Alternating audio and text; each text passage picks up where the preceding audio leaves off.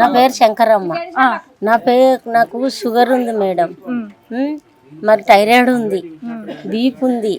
మేము నా కొడుకులు నా కోడళ్ళు కూలి పని చేసి నా కొడుకులకు చదువు లేక ఇండ్లుల్లో పాస్ పని చేసి మేము పొద్దుగాల 6 గంటలకు పోయి ఇండ్లుల్లో పాస్ పని చేసి వాళ్ళు పెట్టింది బుక్కెడు తిని రేషన్ బియ్యం తెచ్చుకొని వండుకొని తిని పైసకు పైసా కూడా పెట్టి ఇండ్లు కట్టుకున్నాం మేడం. మా ఇండ్ల జోలికి ఆ సార్ రావద్దు సార్ మేడం.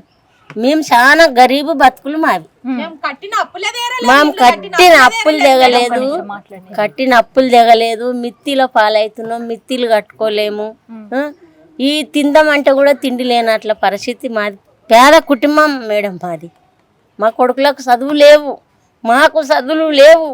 కన్నా కష్టం చేసి ఇప్పుడు కష్టం చేసుకొని ఇంత బుక్కెడు తిని గూళ్ళే ముదురుకుందామంటే మాకు మనశ్శాంతి లేదు మేడం. ఎప్పుడు వచ్చి కూల కొడతాడో, ఎప్పుడు మాకు చచ్చిపోతాం అన్నట్టు ఉంది. మా చేతిలో అరిచేతిలో మా పానాలు ఉండవు మేడం. మేము 2-3 సార్లు చెప్పినప్పుడు సంది చక్కెర వచ్చి పడిపోతున్నాము, హాస్పిటల్కి పోతున్నాము, సూదులు పెట్టుకుంటున్నాము, వస్తున్నాము, మళ్ళీ ఇంట్లో పడుతున్నాం మేడం.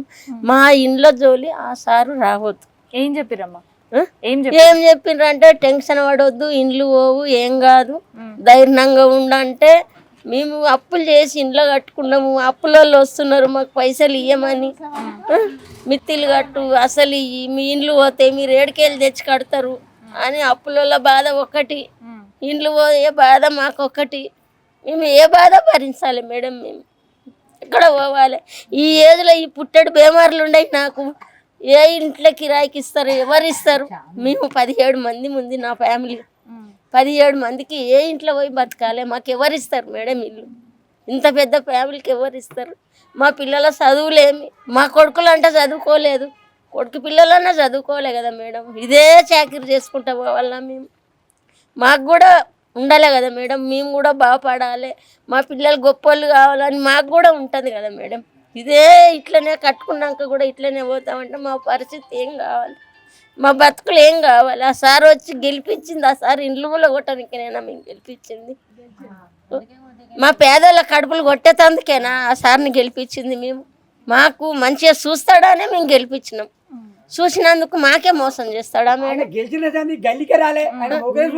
సంధి రాలేదు. మళ్ళీ అదొక్కటి, మేము 30-40 ఏళ్ళ సంధి ఉంటున్నాం ఇక్కడ ఈ ఏరియాలో. ఎన్నడూ కూడా మాకు నీళ్లు రాలేదు, ఎటువంటి బాధ లేదు మాకు.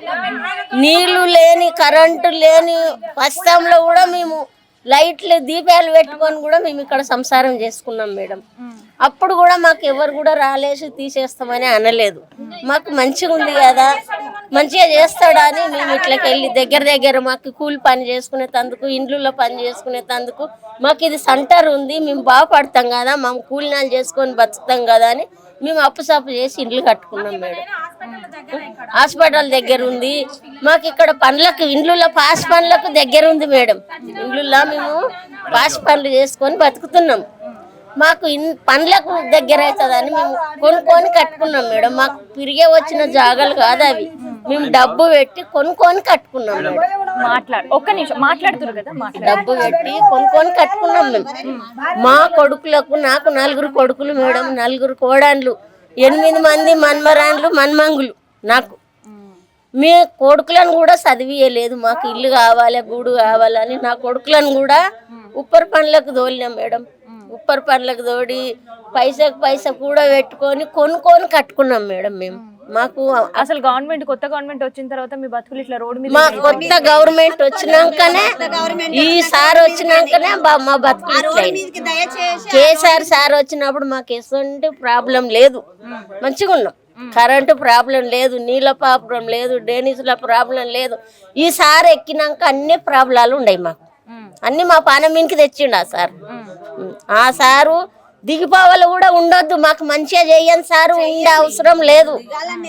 పేదవాళ్ళ జీవితాలతోటి ఆడుకుంటున్నాడు మేడం, గరీబ్ వాళ్ళ జీవితాలతోటి ఆడుకుంటున్నాడు. ఆయనకు అది మంచి పద్ధతి కాదు. గరీబ్ వాళ్ళ ఉసురు ముడుతుంది.